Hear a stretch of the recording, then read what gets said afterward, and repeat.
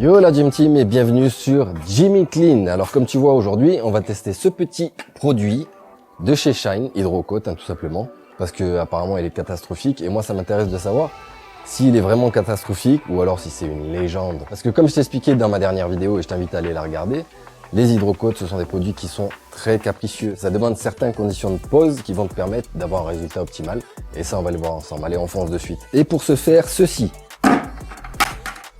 Et évidemment, ceci, un petit shampoing neutre. Bon, je l'aime pas trop celui-là, mais bon, je vais t'expliquer pourquoi on va utiliser un shampoing neutre. Tout simplement, les shampoings alcalins, ou celui de la station de lavage qui est alcalin aussi, risquent d'altérer la protection. Même si tu rinces, il reste toujours des petites particules alcalines qui vont faire que ça détruit ta protection. Forcément, elle ne tiendra pas, elle n'adhérera pas. Voilà, j'ai eu du mal à le dire. Donc j'ai remis mon petit seau, c'est parti. On va faire tout simplement un petit pré-lavage, tu sais pourquoi, pour éviter les micro-rayures. Quand tu passes le gant après, il faut surtout pas que ça chope les petits résidus qu'il y a sur la carrosserie, le film routier, éventuellement les petits minéraux quand la pluie sèche qui reste dessus, peu importe. T'as compris que c'est pour éviter les micro-rayures, hein? Donc là, canon mousse. Out in the yard at the break of dawn, banjo twang and my gloves pulled on. I grip that foam cannon easy and slow, like lasso in a heifer, steady control. I pass that foam like I'd catch a cow. Gentle hands don't spook her now. Wash off the dirt like old cow dung flies. No micro scratches, yeah we do it right. Contaminants gone, slick and clean. Every last cow's in the pen pristine. From the rails to the gate, all calm and safe. That's how you detail on the open range. J'en profite pour remplir le seau avec l'eau osmosée. Ah ben il n'y a plus de pièces. Comment ça il n'y a plus de pièces? Je vais passer à mon rinçage, mais je vais en profiter pour faire les passages de roue, le temps que ça finisse de s'écouler. Et en même temps remplir le seau. Allez.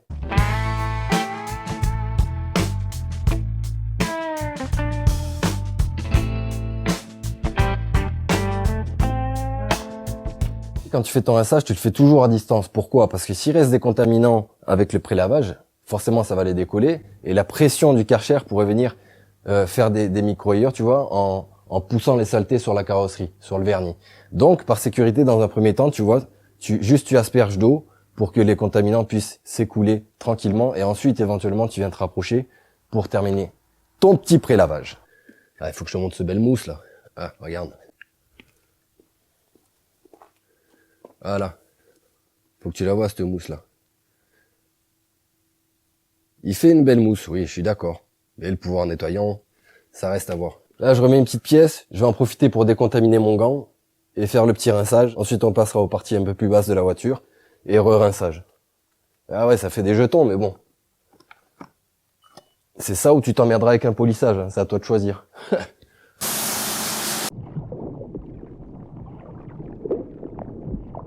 Allez, je termine le nettoyage en accéléré et après on passe au vif du sujet.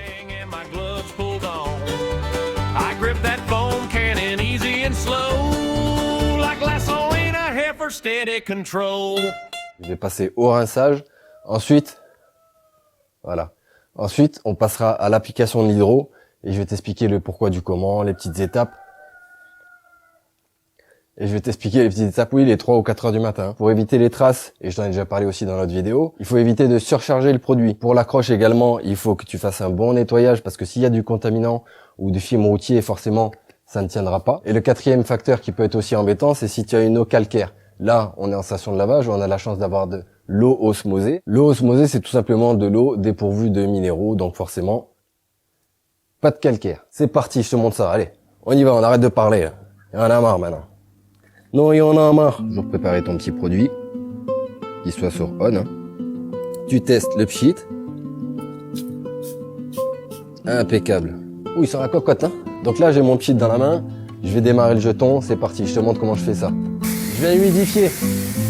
J'ai même pas besoin d'appuyer. Hein. Je viens humidifier. Voilà. Moi, par contre, je le mets que sur la carrosserie. Hein. Je le mets pas sur les vitres et je vais t'expliquer pourquoi. Directement, je viens pchiter. Hop, je vais, là c'est pas ruisselant, 1, 2, 3. Ici je viens 1, 2, 3, 1, 2. Et là directement, on voit que ça commence à réagir. Là le produit il est vaporisé. On y va. Tu vois? Voilà. Ça commence à réagir. À distance, hein. Voilà, tu vois l'effet hydrophobe là. Voilà, on passe à l'autre. Voilà.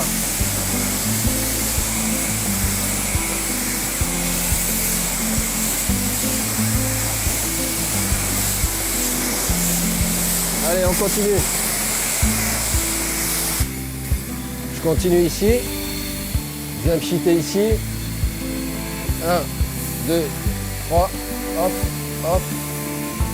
Je passe au reste.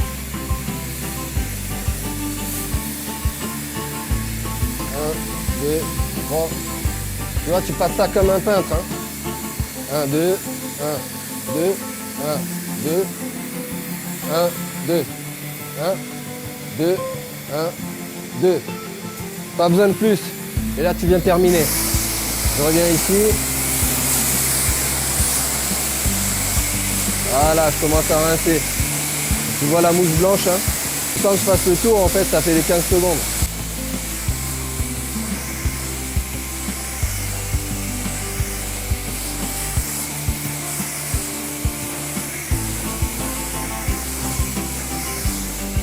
Voilà.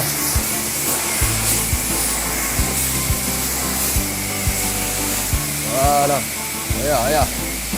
Bon, hein, hop. Tu répartis la cire. Et là, tu reviens.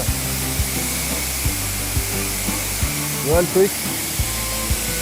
Voilà. Et là, tu commences à être bien.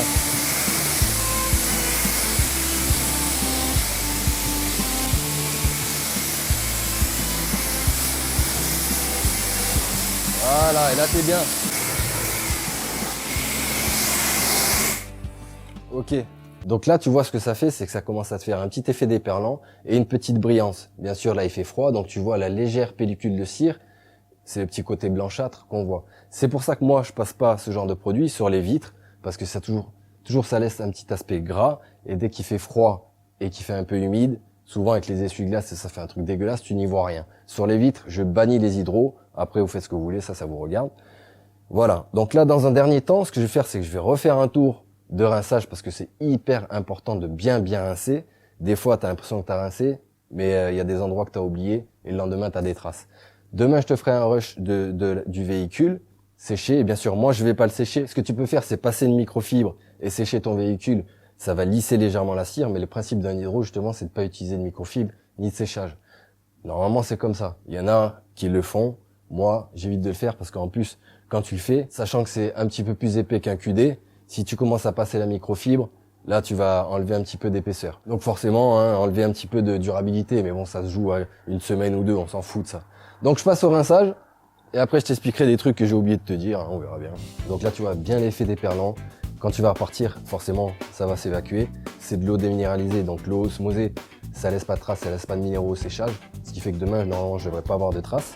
Comme tu as vu, au rinçage, je suis pas allé directement tout près du produit, parce que le fait de le faire à 1 mètre à peu près de distance, hein, ça fait un jet pas trop puissant et ça te permet de répartir le produit. Tu vois qu'il devient blanchâtre, il commence à se répartir sur la surface. Et là, une fois qu'il commence à disparaître, tu peux commencer à te rapprocher et toujours balayer. Tu balayes comme ça, tu répartis ton produit. Il faut imaginer que tu répartis ton produit sur toute la zone. Si tu fais juste d'un côté où tu arrives directement, tu passes ton karcher tout près, tu vas retirer le produit, ça serait inefficace. Comme je t'ai montré également, pas trop de quantité, pchit, et surtout quand tu pchites ton truc, il faut que tu fasses un petit mouvement de balayage, tu sais, comme un carrossier peintre. Je suis pas carrossier peintre, mais ce que je veux te dire, c'est que, tu vois, il faut répartir de manière uniforme le produit. C'est pas pchit tout près, à une vingtaine, trentaine de centimètres, et en même temps, je fais un petit mouvement de balayage. Demain, on verra le résultat, mais pour l'instant, moi, je trouve pas qu'il est catastrophique, hein. Je vois pas de traces blanches, j'ai bien rincé mon produit, donc demain, normalement, tout devrait aller dans le meilleur des mondes.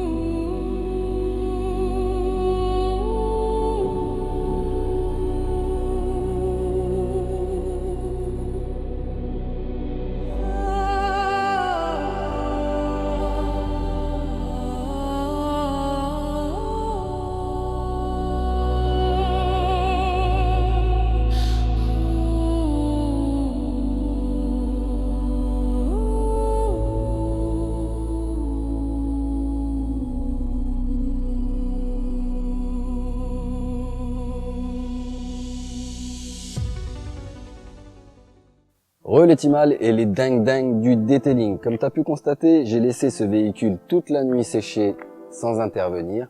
T'as vu hier soir, je l'ai nettoyé. Il y a eu du soleil ce matin, donc j'ai vraiment laissé tout s'évacuer. Ce qui va faire que éventuellement, s'il y a des dépôts, on le verra. J'ai rincé à l'eau osmosée, donc en théorie, on ne devrait pas avoir de dépôt de minéraux.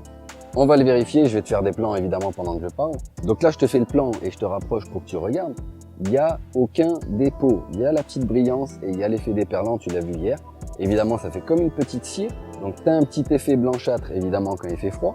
Mais bon, ça c'est le défaut des cires, des coups de détailleur, des carnauba, etc. Ça fait un effet ciré, c'est comme ça. Comme quoi tu vois, quand tu respectes les conditions de pose et les petits tips que je t'ai donnés, tout se passe bien dans le meilleur des mondes. Il y en a beaucoup qui crient au mauvais produit, mais il faut savoir qu'on est responsable de la manière dont on pose les produits. Dans la majorité des cas, il y a 30% de responsabilité du produit et 70% de ta propre responsabilité. Il faut surtout respecter les process et vraiment faire les choses bien, de manière professionnelle si tu veux vraiment avoir un résultat. Il n'y a pas de secret de toute façon. Donc on va la faire courte et on va pas rabâcher tout ça, c'est un bon produit. Maintenant, ce n'est pas une protection, ça veut dire que ça va ni protéger contre les UV, ça n'a pas de résistance chimique et ça va pas protéger contre l'oxydation non plus. Tu vois, juste comme je t'ai montré, une petite brillance, un effet déperlant. Donc si tu fais un petit peu de route et que tu as déjà lavé ton véhicule, tu t'en sers parce que ça te permettra de juste mettre un petit coup d'eau derrière, ça partira plus facilement. Pas besoin de relaver en profondeur le véhicule. Ça sert juste à ça, hein. Tu peux t'en servir aussi en top coat, mais pour moi aucun intérêt. À partir du moment où tu as mis une céramique ou un scellant, il n'y a aucun intérêt à rajouter ce type de produit dessus. Ça c'est vraiment quand tu n'as pas de technicité et que tu sais pas vraiment poser une céramique ou un scellant, tu as un petit peu peur, tu t'embêtes pas, tu mets ça, même si ça protège pas, toi qui es débutant, tu auras l'impression que ça protège et ça te fera du bien au moral. Sur ce, abonne-toi, ça fera plaisir. Moi, je pars faire ma nuit. Ciao les dingues. Putain, il fait froid. Jimmy Clean. Quand le soleil se lève, putain, ça abrite, éblouit les routes. Avec un seul gant d'un jet, je nettoie tous tes doutes. Souci du détail, tu remets sur play, t'apprends tous mes tips. Je polish tes idées pour les rendre brillantes. Et bien sûr, Jimmy Clean, ses idées délirantes. Yo, les Timal, les polices en l'air, y'a du taf, de la galère. Encore un petit effort, t'inquiète pas, ça va le faire.